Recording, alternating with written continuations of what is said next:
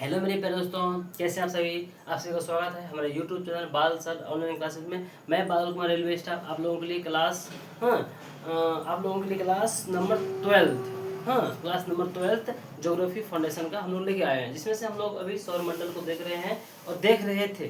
तो ज्योग्राफी में हम लोग जो है सौरमंडल के सारे फैक्ट को सीख लिए हैं। सौरमंडल के सारे सबको पहचानने सीख चुके थे, सबके नाम जान चुके थे क्या है सबको। अब तो धीरे धीरे कुछ ग्रह बचे हुए हैं, उपग्रह तो हम लोग देख चुके हैं। एक था प्लूटो, जिसे हम लोग के बौना ग्रह दिए थे, उसको उसे हम देख चुके हैं हम लोग। तो अब हम लोग को ग्रह बचा है, जो पार्टिकुलरली बाय हमको ग्रह को एक बार सबको देखना पड़ेगा। बाकी हम लोगों का यहाँ पे सौरमंडल खत्म हो जाएगी और 2 से 3 वीडियो आ सकती है। उसके बाद हम लोग फिर जो है कुछ एक नए चैप्टर की ओर आगे बढ़ेंगे। और हम लोग कोशिश कर रहे हैं, आपको अधिक से अधिक समय देने का कोशिश कर रहे हैं हम, जिसमें से कि थोड़ी सी प्रॉब्लम कभी कभी आ जाती है, कुछ इंटरनल प्रॉब्लम भी आ जाता है। कभी कभी आप जानते हैं कि सर के थोड़े से ड्यूटी होने की वजह से भी थोड़ा सा समय सर निकालते हैं, तो हम आपके लिए इसी तरह समय निकालते रहेंगे। आप डेडिकेशन के साथ पढ़ते रहिए, भरोसे विश्वास के साथ। और मेरा वादा है कि जितना पढ़ाएंगे आपको सारे याद होगा, बस करते क्लास में सारे बातें याद होगी, एक एक लाइन आपको पकड़ में आएगा कि कहाँ से ये बातें आई है। बस सकते हैं इतनी मुझे भरोसा आप दिलाइए कि आप डेडिकेशन के साथ पढ़ते रहेंगे, ठीक है। और आप लोगों के लिए एक नया टेलीग्राम पे आप जुड़िए, जो बच्चे ऑलरेडी जुड़े हुए हैं और जो न्यू बच्चे हैं वो मेरे टेलीग्राम पे जुड़िए। टेलीग्राम पे हम जो है जो भी पढ़ा रहे हैं उसके फैक्ट वाइज ऑब्जेक्टिव दे रहे हैं, उससे हम आपको पता कर पाएंगे आप कितना रिवाइज कर रहे हैं और आपको कितना आ रही है, ठीक है। तो ये थ्योरी क्लास में टेलीग्राम पे ऑब्जेक्टिव, थ्योरी क्लास में टेलीग्राम पे ऑब्जेक्टिव, इस तरह से हम लोग सब कुछ को देखते रहेंगे, ठीक है। तो हम लोग देखिए, हम लोग ग्रह सौरमंडल के सारे को देख चुके थे फैक्ट को। अब हम लोग जो है ग्रह को पहचाने भी सीख चुके थे, ग्रह को पहचाने को सीख चुके थे। अब जो हम लोग देखेंगे आज क्लास में ग्रह के बारे में, पर्सनली ग्रह के बारे में देखने की कोशिश करेंगे। तो हम लोग का आज ग्रह है बुध, तो हम लोग का एक हेडिंग देंगे यहाँ पे बुध। क्या देंगे हम लोग हेडिंग, हम लोग ग्रह देंगे हेडिंग देंगे बुध। हाँ, हेडिंग देंगे बुध को, ठीक है। ये बुध हेडिंग देंगे, देखते रहिए बात सही है चल रहा है क्या। बुध हेडिंग देंगे, अब बुध है और फिर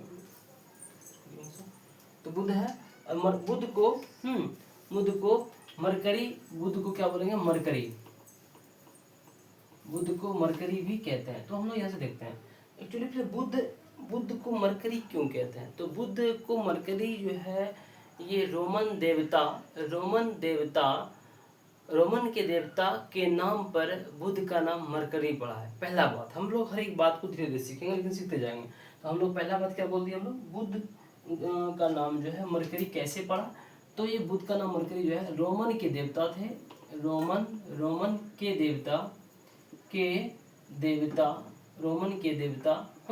देवता के नाम पर इसका नाम जो है क्या पड़ा, मरकरी पड़ा।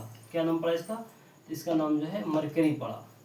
तो इसका नाम मरकरी कैसे पड़ा था, तो बुध का नाम मरकरी कैसे पड़ा, तो रोमन के देवता के नाम पर इसका नाम मरकरी पड़ा। पहली बात है।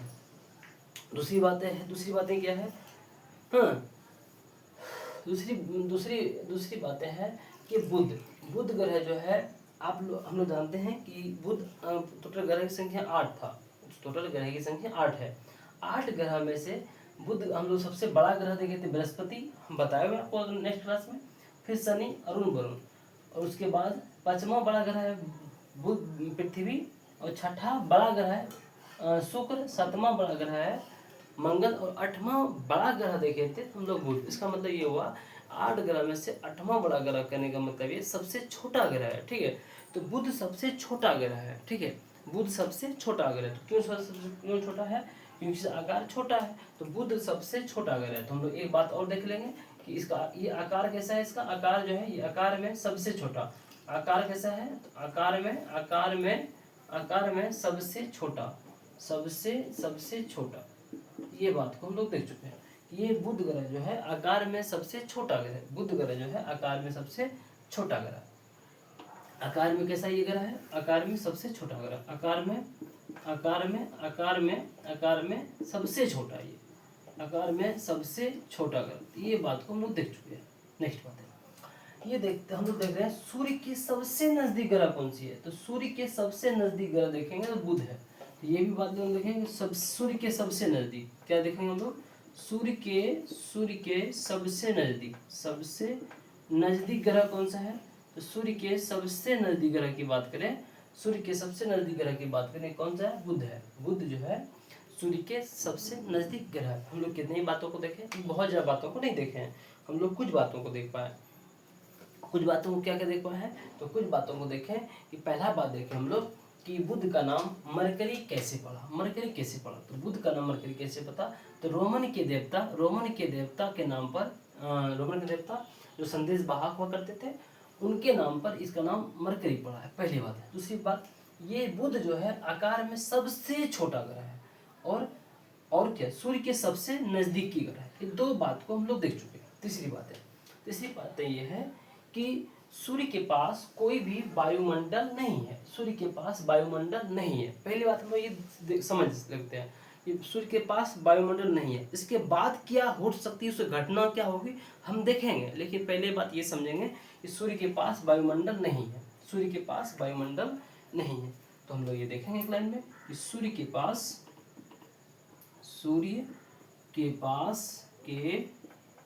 क्या नहीं बाबू? सूर्य के पास वायुमंडल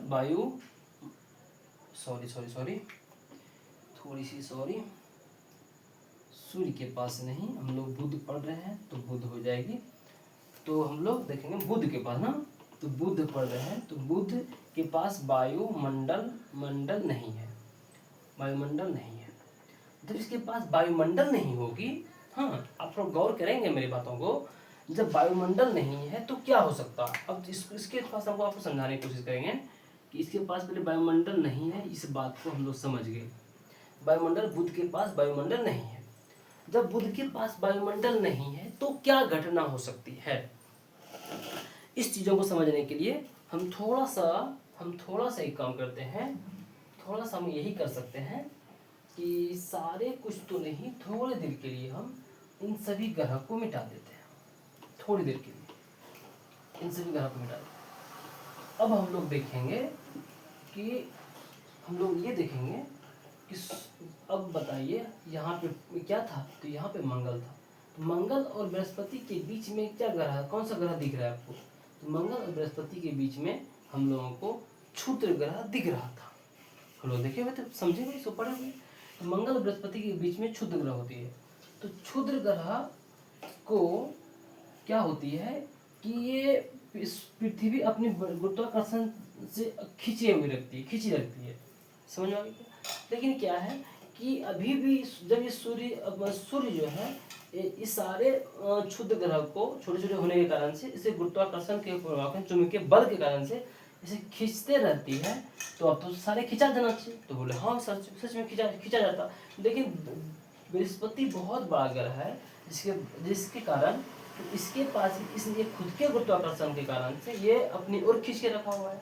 तो क्या होती है कि जब सूर्य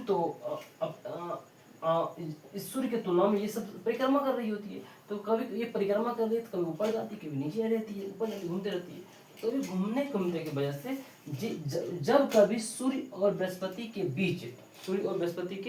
बीच डिस्टेंस थोड़ा भी अधिक बढ़ जाता है, तो ये एक क्षुद्र ग्रह अचानक से धड़ाम से गिरता है। कभी मंगल पे गिरता है, कभी पृथ्वी पे गिर जाता है, और कभी किस पे? कभी शुक्र पे गिरता है और कभी बुध पे भी गिरता है। ठीक है।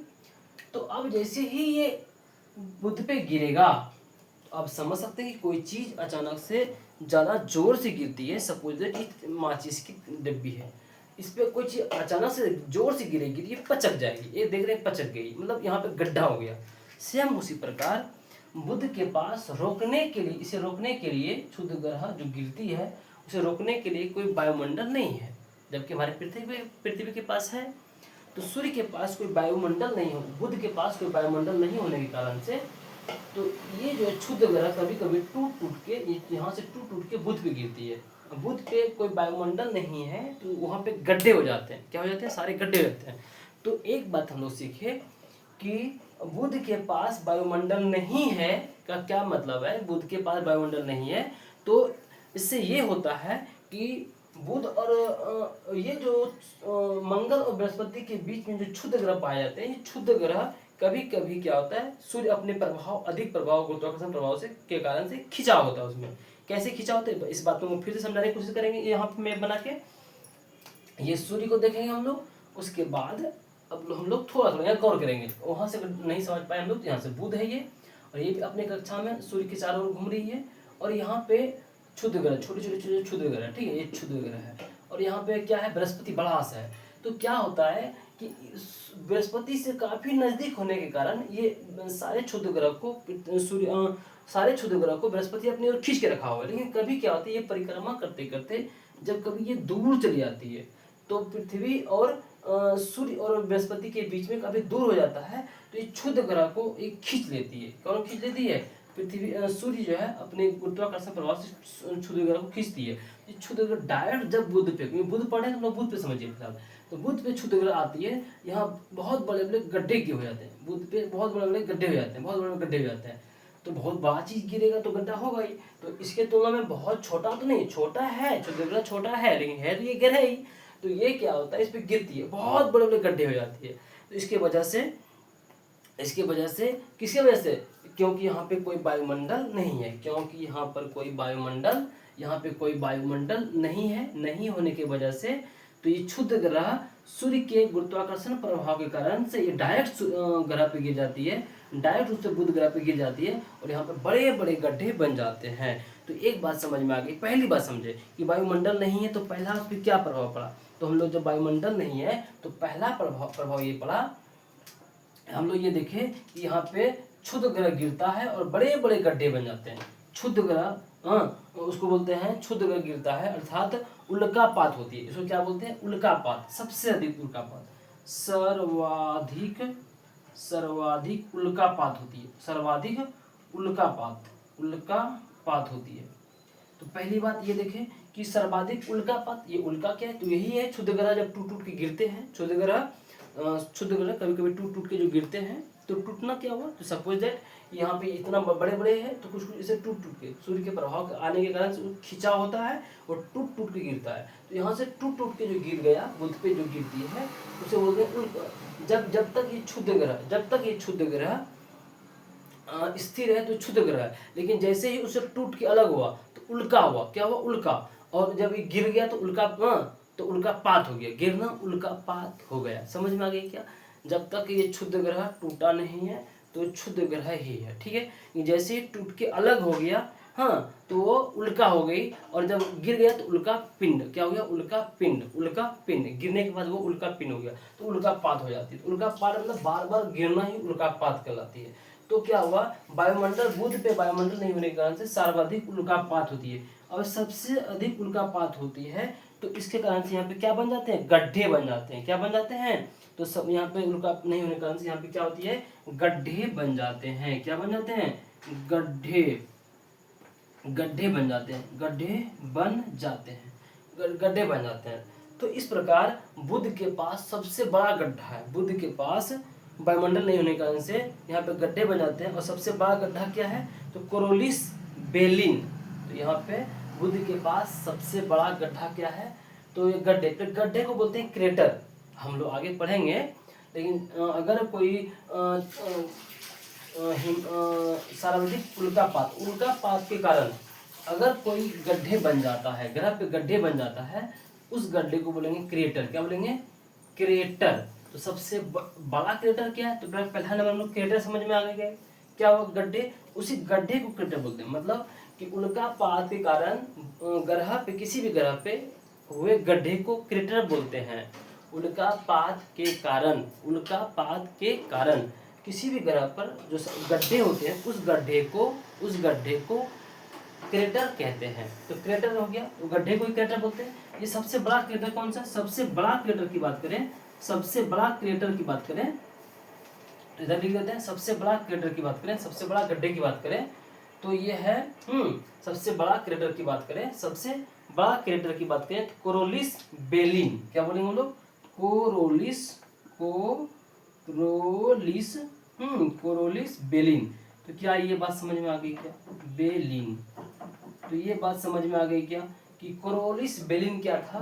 तो बुध पर सबसे बड़ा गड्ढा है, क्रेटर है, तो आपको पूछेगा कि पहले क्रेटर बनता कैसे है, तो हम लोग बोलेंगे क्षुद्र ग्रह के क्षुद्र ग्रह या उल्कापिंड या उल्कापात के कारण किसी भी ग्रह पर बने गड्ढे को क्रेटर कहते हैं। किसी भी ग्रह पर बने गड्ढे को क्रेटर कहते हैं। उल्कापात के कारण किसी भी ग्रह पर बने गड्ढे को क्रेटर कहते हैं, ऐसा गड्ढे कहते हैं। वो जो गड्ढे है, सबसे बड़ा गड्ढा किस पे, बुध पे है। वो उस गड्ढे का नाम क्या है, तो कोरोलिस बेलिन नाम का सबसे बड़ा गड्ढा मिलता है बुध पे।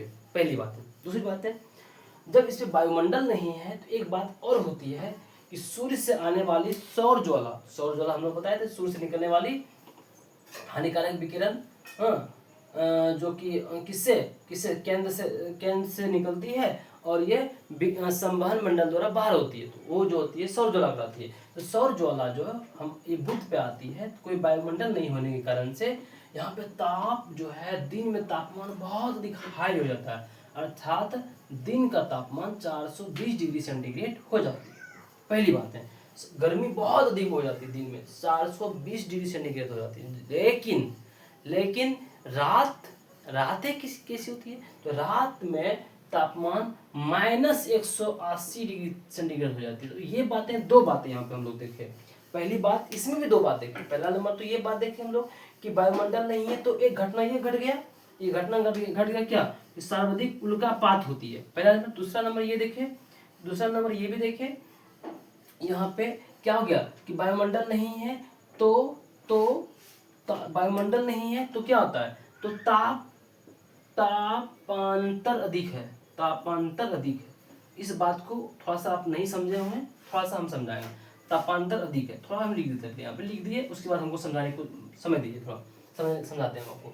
तो क्या बोले कि आप लोग को हम ये बोले कि यहाँ पे कोई वायुमंडल नहीं है, तो सौर ज्वाला, सूर्य से निकलने वाले सारे ज्वाला बुध पे आसानी से आ जाती है। सही बात है, क्योंकि बुध बहुत नजदीक में है और कोई वायुमंडल भी नहीं है, तो वायुमंडल नहीं होने के कारण से इस पे सारे सौर ज्वाला जो है, बुध पे सौर ज्वाला आ जाती है। सौर ज्वाला आने के कारण से यहाँ के दिन में गर्मी काफी अधिक, अर्थात कितना, 420 डिग्री सेंटीग्रेड हो जाती है। अब रात इतनी ठंडी क्यों हो जाती है ना, वहाँ पे 0 डिग्री सेंटीग्रेड पे बर्फ जमता है, लेकिन -100 डिग्री सेंटीग्रेड जाने का मतलब समझ रहे हैं, बर्फ का दीवार चट्टान बन जाना। रात में बर्फ का चट्टान बन जाइए और दिन में पिघल के एकदम आग हो जाइए। समझ रहे क्या, 100 डिग्री सेंटीग्रेड पे हम लोग का शरीर, हम लोगों के तापमान कितना होता है पृथ्वी पे, देख रहे हैं 40 से 42 गर्मी में होते होते काफी हो जाती है, 40 से 42। लेकिन यहाँ पे कितना है, 420 डिग्री सेंटीग्रेड है। आप सोचिए कि 420 डिग्री सेंटीग्रेड पे हमारा शरीर क्या जल के खत्म हो जाएगा। 100 डिग्री सेंटीग्रेड पे हम लोग का शरीर जलने लगता है, तो ये 420 डिग्री सेंटीग्रेड पे जल के खत्म हो जाएगा और रात में बर्फ का चट्टान बन जाएगा। तो ना दिन में आराम, ना रात में सही। दिन में रहिए तो आग से मर जाइए और रात में रहिए तो बर्फ बन जाइए। तो यहाँ पे जीवन यापन करना संभव बुध पे नहीं है। अब बातें ये समझेंगे कि ये माइनस में कैसे हो गया सर जी, ये बात समझते हैं। हर बात पे गौर करेंगे, लेकिन सीखेंगे हम लोग। यही है हमारा उद्देश्य, आपको पढ़ाना नहीं रहेगा, बल्कि हम आपको इस रूप में आपको समझाना रहती है कि आप अभी पढ़ के अभी किसी को समझाएं तो आप स्वयं अपने आप में एक टीचर रह सकें। ठीक है, तो अब हम लोग ये समझेंगे। पहली बात, वायुमंडल नहीं थी तो यहाँ पे क्या था, यहाँ से यहाँ क्षुद्र ग्रह डायरेक्ट रूप से बुध पे आता था और यहाँ पे बड़े बड़े गड्ढे बन जाता था, उल्कापात होती, सबसे अधिक उल्कापात होती है। अब सपोज दैट हम लोग घर में हैं, अभी अचानक से बहुत सारी बड़ा मतलब कि बड़ी बड़ी चट्टानें गिरने लगे तो क्या होगी, हम लोग रूम रह पाना संभव होगा क्या, नहीं हो पाएगी।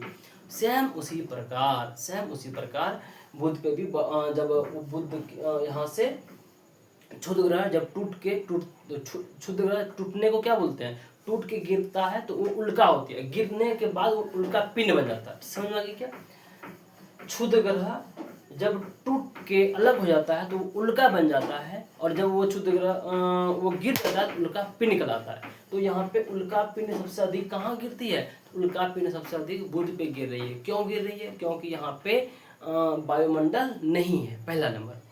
दूसरा नंबर ये देखिए कि वायुमंडल नहीं है तो सूर्य तो नजदीक में है, तो सूर्य का सारे क्या आ जाती है, तो सूर्य की सारी सौर ज्वाला और हानिकारक विकिरण पृथ्वी पे बुध पे आसानी से आ जाती है। बुध पे आसानी आने के कारण से ताप 420 डिग्री सेंटीग्रेड हो जाती है। लेकिन रात में तापमान कैसे 180 डिग्री हो जाती है, इस चीज को सीखते हैं। सपोज दैट एक हम लोग ये माचिस लिए, और ठीक है, ये माचिस लिए और हम जो है कुछ देर के लिए हम इस जो डेस्ट थोड़ा सा हम हीट करते हैं।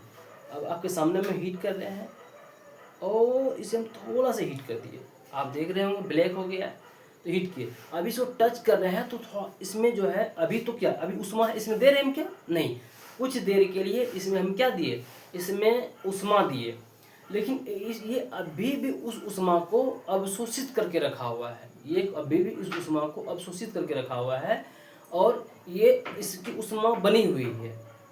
सेम उसी प्रकार पृथ्वी के पास, हमारी पृथ्वी के पास क्या है, हमारी पृथ्वी के पास वायुमंडल है। तो सपोज दैट यहाँ पे पृथ्वी है, वायुमंडल चारों ओर वायुमंडल है, तो क्या होती है कि ये डायरेक्ट रूप से जो आती है सौर ज्वाला, तो वहाँ आती तो है उसकी, और उस सौर ज्वाला के सारे तापमान को ओरियोलिस बताए थे आपको, अरोरा बताए थे, जो वायुमंडल से टकराती है तो वो उसे ऑरोरा बोलते हैं। तो अरोरा जो ऊपर की ओर चला जाता है, अरोरा बोरियोलिस बोलते हैं, और वही अरोरा जब दक्षिणी ध्रुव की ओर आती है तो अरोरा ऑस्ट्रेलिस बोलते हैं।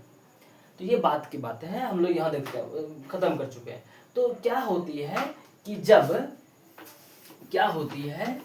इस चीज़ों को समझने के लिए समझते हैं कि जब ये पृथ्वी है, हमारे पृथ्वी के पास वायुमंडल है, तो सूर्य से आने वाले हानिकारक जितने भी विकिरण थी तथा सौर ज्वाला थी, सौर ज्वाला को ये वायुमंडल पृथ्वी तक पहुंचने नहीं दे रही थी, बल्कि विक्षेपित करके ये ऊपर की ओर भेज दे रही थी।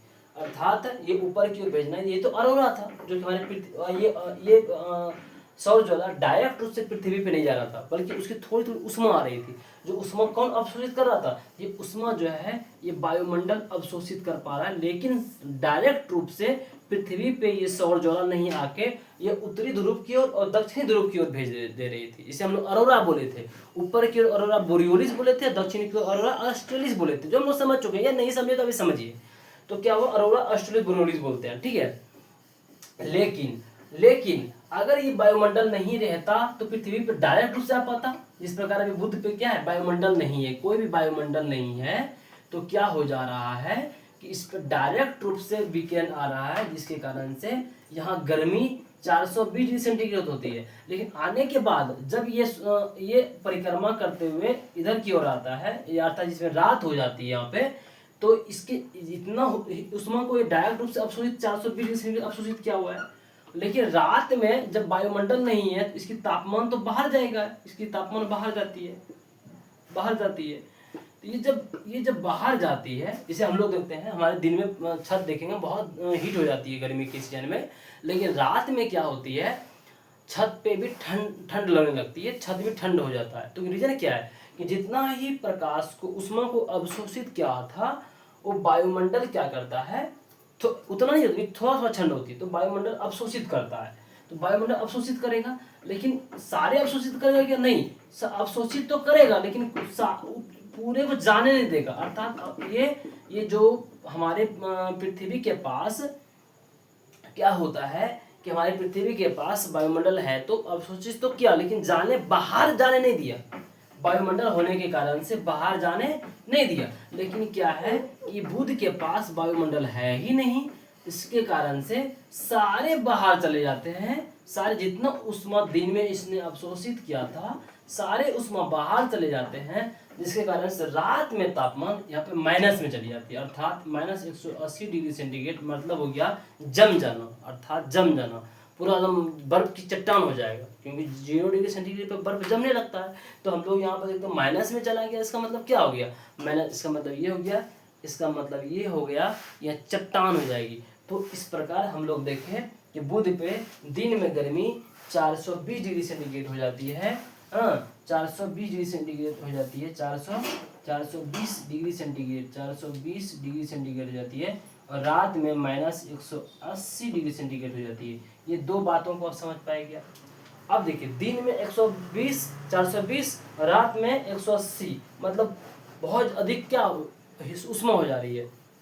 अब देखिए इसलिए ताप में अंतर कितना होगा, तो देखिए अंतर कितना होगा, अंतर तो घटा के निकलता है ना, तो दिन में हो गया 420 और अंतर निकालेंगे तो रात का माइनस 180 है, और ये अंतर मतलब घटा और ये पहले से माइनस, तो 420 माइनस गुना माइनस प्लस 180, तो ताप में अंतर कितना हुआ, हम लोग अंतर निकाल रहे हैं, दोनों का अंतर निकाल रहे हैं, समझ में आ गई क्या। तो अंतर निकालेंगे लेकिन यहाँ पे माइनस होने के कारण से प्लस हो गया, अर्थात 600 डिग्री सेंटीग्रेड हो गया, अर्थात बुध के पास सब ताप अंतर, मतलब ताप अंतर मतलब क्या हुआ, तापांतर मतलब क्या हुआ, ताप में अंतर, दिन का और रात में अंतर किए, घटाव किए, तो तापांतर जो है इसका कितना डिग्री सेंटीग्रेड होता है, 600 डिग्री सेंटीग्रेड। आप लोग देख पा रहे हैं, हम लोग तापांतर निकाले, तो इसीलिए बोले वायुमंडल नहीं होने के कारण से बुध के पास दो हानियां हैं, एक तो उल्कापात अधिक होती है, जो सबसे बड़ा हम लोग देखे थे कोरोलिस बोरोलिन जो सबसे बड़ा क्रेटर था अर्थात गड्ढा था, बुध पे ही है। दूसरा नंबर वायुमंडल नहीं है, तो दिन का तापमान सबसे अधिक 420 डिग्री सेंटीग्रेड हो जाती है, रात में माइनस 180 डिग्री सेंटीग्रेड हो जाती है। क्यों हो जाती है, क्योंकि जितना उष्मा को ये अवशोषित किया उतनी ही उष्मा को ये बाहर भेज देता है, तो रोकने के लिए वायुमंडल नहीं है, तो जो रुक नहीं पाता है, रात में माइनस में चली जाती है, ठीक है। लेकिन तापांतर की बात करें 600 डिग्री सेंटीग्रेड हो गया। क्या आप ये बातें को समझ पाए क्या, तो हम लोग ये बुध पे देखें, और क्या बुध की क्या है दिक्कत है, तो बुध अब देखेंगे बुध का परिक्रमण काल और परिभ्रमण काल क्या है, समझेंगे ना, तो थोड़ा सा हम लोग अब इसे मिटाने का काम करते हैं। अब हम लोग दो चीज और सीखेंगे परिक्रमण काल परिभ्रमण काल, परिक्रमण काल परिभ्रमण काल, ठीक है।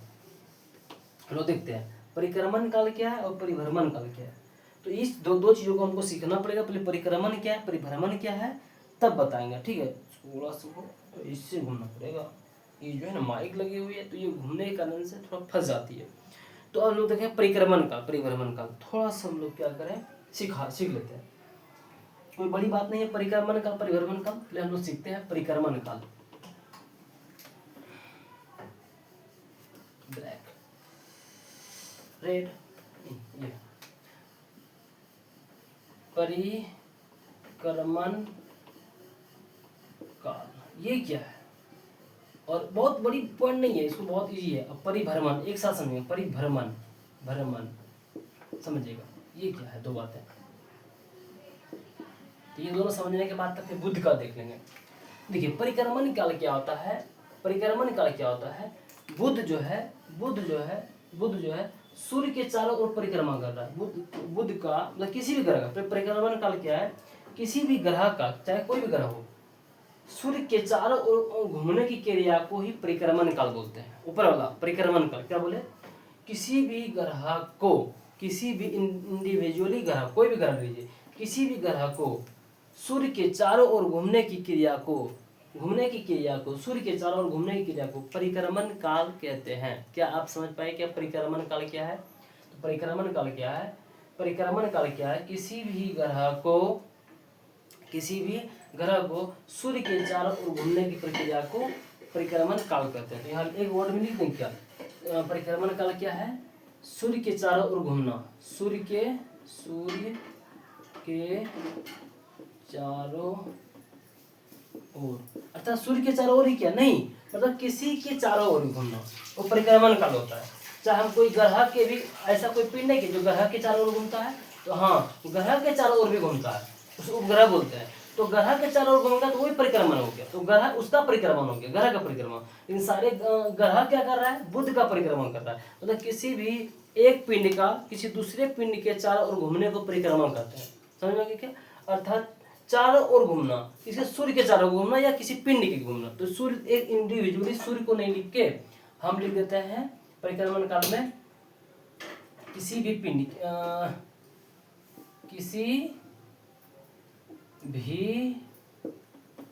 किसी भी आकाशीय पिंड, किसी भी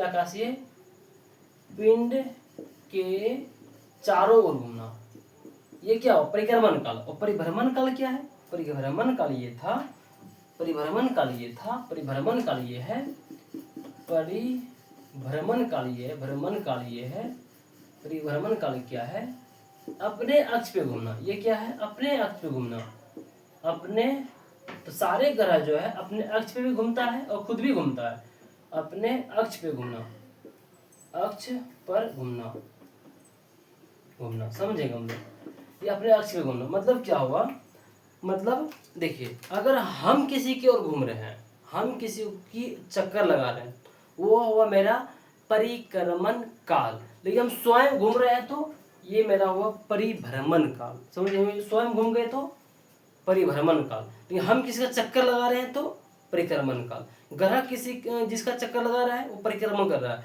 ये स्वयं ग्रह जो घूम रहा है, अगर स्वयं ग्रह घूम रहा है तो स्वयं ग्रह एक अक्ष के चारों ओर घूम रहे हैं तो परिक्रमण का। समझ आते हैं आपको। सपोज दैट ये पेन है, ये माचिस की डब्बी है, हम लोग माचिस की डब्बी का यूज करने सीख गए हैं, आप लोग तो नहीं सीखे, हम सीख गए। समझिए, अगर ये माचिस की तिल्ली अब ये अक्ष के चारों ओर घूम रही है, अक्ष के चारों ओर घूम रही है, ये परिभ्रमण काल। किसी भी ये पिंड है, ये जो अक्ष के चारों ओर घूमना, अक्ष के चारों ओर घूमना क्या हुआ, अक्ष के चारों ओर घूमना क्या कहलाता है, अक्ष के चारों ओर घूमना परिभ्रमण काल। लेकिन यही किसी और का ग्रह, सपोज ये बड़ा पिंड है, ये छोटा पिंड है, इसके चारों ओर घूमेगा तो इसके चारों ओर घूमेगा तो इसके चारों ओर घूमेगा, अर्थात ये हुआ मेरा परिक्रमण काल, परिक्रमण काल, ये हुआ परिक्रमण, और ये हुआ परिभ्रमण काल। तो ये हर एक ग्रह में क्या गुण है कि वो परिक्रमा भी किसी का सूर्य का कर रहा होता है और अपने अक्ष पे भी घूम रहा होता है। समझ में आ गई क्या, समझ में आ गई क्या? हाँ, अगर समझ में आ गई है तो हम लोग देखेंगे कि बुध के बारे में हम लोग पढ़ रहे हैं। तो बुध का परिक्रमण काल, परिभ्रमण काल क्या होता है। तो बुध का परिक्रमण काल और परिभ्रमण काल क्या लिख लें, कौन सा पेन ले लें, सब ले लेते हैं। तो बुध का परिक्रमण काल और परिभ्रमण काल देखते हैं। तो हम लोग देखते हैं बुध का परिक्रमण काल। तो ये परिक्रमण काल समझ गए। तो बुध का कितना होता है, तो हम लोग बुध पढ़ रहे हैं। तो बुध का 88 दिन का होता है। 88 दिन का मतलब क्या हुआ कि बुध जो है 88 दिन में सूर्य के, क्योंकि सूर्य के काफी नजदीक है, सूर्य के काफी नजदीक होने के कारण बुध जो है सबसे कम दिन में अर्थात मात्र 88 दिन में सूर्य के एक चक्कर को पूरा कर रहा है। मतलब 1 साल हो रहा है, सूर्य का 1 साल मात्र 88 दिन का है। हम लोग का 1 साल कितना दिन में होता है, हम लोग का 1 साल 365 या 66 दिन का होता है। लेकिन यहाँ पे जो है बुध का 1 साल 88 दिन का होता है। क्यों, क्योंकि वो सूर्य के चारों ओर 1 साल जो है एक चक्कर 88 दिन पूरा करता है। और बात करें परिभ्रमण काल, अर्थात अपने अक्ष पे जो घूमता है ये बुध, तो बुध जो अपने अक्ष पे घूमता है, ये कितने दिन होता है, मात्र 58 दिन में, 58 दिन में। तो हम लोग समझ सकते हैं कि इसका एक दिन जो है 2 दिन 1 साल के बराबर होता है। 1 साल से एक दिन जो है 58 दिन का, जैसे 2 दिन हो जाएगा तो इससे 1 साल से बड़ा हो जाएगा। समझ में आ गई क्या, इस प्रकार होता है वहाँ पे। तो बुध का हम लोग क्या देख लिए, परिक्रमण काल, परिभ्रमण काल। परिभ्रमण काल क्या होता है, तो क्या बोले, अपने अक्ष के चारों ओर घूमना परिभ्रमण काल, अपने अक्ष के चारों ओर घूमना परिभ्रमण काल, और किसी आकाशीय पिंड के अर्थात किसी अदर पिंड का, किसी दूसरे पिंड के ओर चारों ओर घूमना परिक्रमण काल। बुध पढ़ रहे थे, बुध का परिक्रमण का 88 दिन का, परिभ्रमण का 58 दिन का। क्या समझ में आ गई, क्या समझ में आ गई? अगर ये समझ में आ गई तो हम लोग जो है आज बुध को पूरा खत्म कर पाए।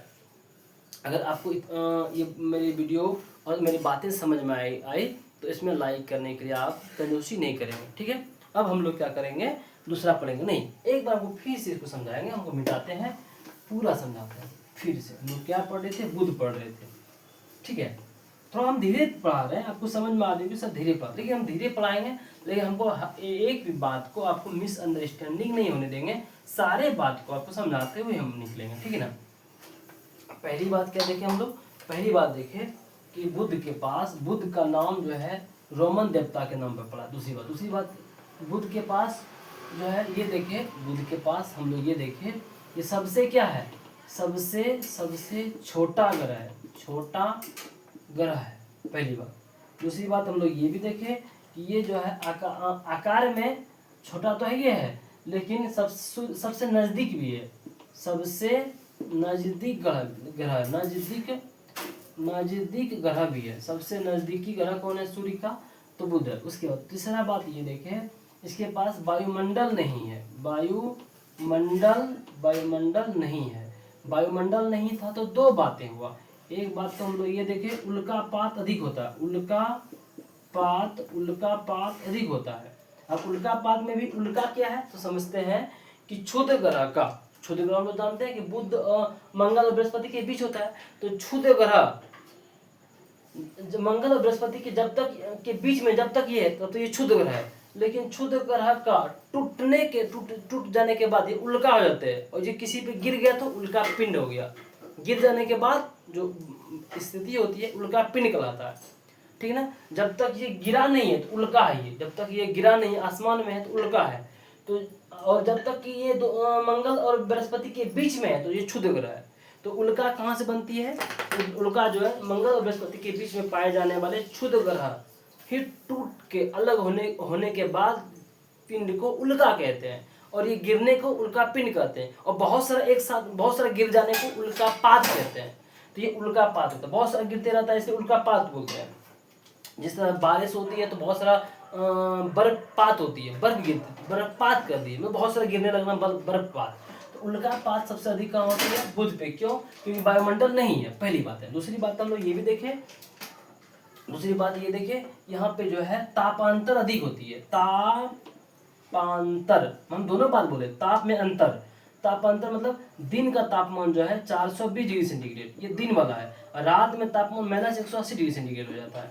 हाँ, तो इसी का कारण से तापांतर कितना होता है, तापांतर 600 डिग्री सेंटीग्रेड हो जाता है। हम लोग ये देखें। उसके बाद हम लोग ये भी देखें कि ये बुध के नजदीक, सूर्य के नजदीक होने के कारण इसके पास कोई भी ग्रह उपग्रह नहीं है।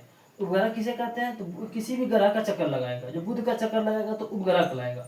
तो ये किसी ग्रह का चक्कर लगाने वाले पिंड को उपग्रह बोलते हैं। तो बुध के पास कोई भी उपग्रह नहीं है। क्यों नहीं है, क्योंकि सूर्य के काफी नजदीक होने के कारण सारे उपग्रह को खींच लेता है, अर्थात बुध के पास क्या नहीं है, उपग्रह नहीं है, उपग्रह नहीं है, उपग्रह नहीं है। उसके बाद इसके पास जो उल्कापात होती है, उल्कापात जब होती है तो यहाँ पे क्रेटर बनता है। क्रेटर किसे बोलते हैं, तो उल्कापात होने के कारण बने गड्ढे को क्रेटर बोलते हैं। हम लोग एक बात वर्ड बोले क्रेटर, तो क्रेटर क्या है, उल्कापात के कारण बने गड्ढे को क्रेटर बोलते हैं। और सबसे बड़ा क्रेटर क्या था, तो बुध के पास सबसे बड़ा क्रेटर है, तो उसको बोलते हैं कोरोलिस, बोलिए मेरे साथ, कोरोलिस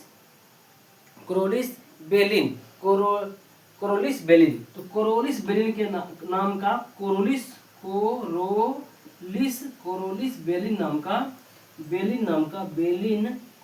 बेलिन नाम का क्या है, तो कोरोलिस बेलिन नाम का जो है, हाँ, सबसे बड़ा क्रेटर किसके पास है, बुध के पास है, पहली बात है। और फिर क्या है, तापांतर सबसे अधिक तापांतर 600 डिग्री सेंटीग्रेड, मतलब ताप में अंतर, मतलब दिन का और रात में अंतर करेंगे तो 600 हो जाता है। और फिर और क्या है, इसका परिक्रमण काल देखेंगे। परिक्रमण काल किसे कहते हैं, तो हम बताएं कि किसी दूसरे आकाशीय पिंड का चारों ओर घूमना, परिक्रमण काल, और अपने अक्ष के चारों ओर घूमना, परिभ्रमण काल। तो बुध का परिक्रमण का 88 दिन, परिभ्रमण का 58 दिन का होता है। तो क्या हम लोग इतनी बातों को समझ पाए, क्या सारे आज समझ गए। तो आज अगर हम लोग इतना बातों को समझ चुके हैं तो नेक्स्ट वीडियो कल जो आएगी, हम कोशिश करेंगे कल ही ला दें। कल जो वीडियो आएगी हम लोगों का, तो कल वीडियो हम लोगों का आएगा बुध के बाद शुक्र है, शुक्र के ऊपर, और तीसरा नंबर जो होगी पृथ्वी के ऊपर थोड़ा सा अलग वीडियो बनाएंगे। क्यों, क्योंकि पृथ्वी के ऊपर इसलिए हम अलग वीडियो बनाएंगे क्योंकि पृथ्वी को हम लोग अलग, सबको पढ़ने के बाद पृथ्वी अलग से पढ़ेंगे, ठीक है। उसके बाद उसका उपग्रह को भी अच्छे देख लेंगे। तो हम लोग नेक्स्ट वीडियो आएगी जो बुध के बाद शुक्र, मंगल, बृहस्पति, इतना तो हम लोग कवर कर लेंगे। नेक्स्ट वीडियो में ये सब आ जाएगा। एक वीडियो पृथ्वी का आएगा, फिर हम लोग का सौरमंडल पूरी तरह से खत्म हो जाएगी। सौरमंडल खत्म हो जाने के बाद हम लोग नेक्स्ट टॉपिक भी शुरू कर देंगे। एस्ट्रोनॉमी खत्म होने के बाद हम लोग देखेंगे दूसरा ट्रोपोस्फीयर, टोपोनोमी देख लेंगे। उसके बाद और एक हम लोग राय आप लोग से मांग रहे हैं, क्या हम लोग इसके अलावा केमिस्ट्री को शुरू कर सकते हैं, या कोई साइंस के सब्जेक्ट को शुरू करना चाह रहे हैं। आप हमें कमेंट सेक्शन में बताइएगा कि कौन सा टॉपिक हम लोग को, साइंस में से कौन सा टॉपिक शुरू करें। केमिस्ट्री शुरू कर दें, फिजिक्स शुरू कर दें, बायोलॉजी शुरू कर दें। जो आप बोलेंगे और जो मेरे विद्यार्थी पुराने हैं वो समझ सकते हैं कि सर साइंस ये आज तो आपको समझ में आ ही रही होगी, इतना अच्छा पढ़ रहे हैं, साइंस और भी ज़्यादा बेटर से पढ़ पाएंगे और मज़े आ जाएंगे। ठीक है, तो आपसे सजेशन ये है, आप कमेंट में बताएंगे कि साइंस में क्या शुरू कर दें, फिजिक्स केमिस्ट्री बायोलॉजी में से कौन सा शुरू कर दें। ठीक है, थैंक यू दोस्तों, आज के लिए इतना ही, धन्यवाद।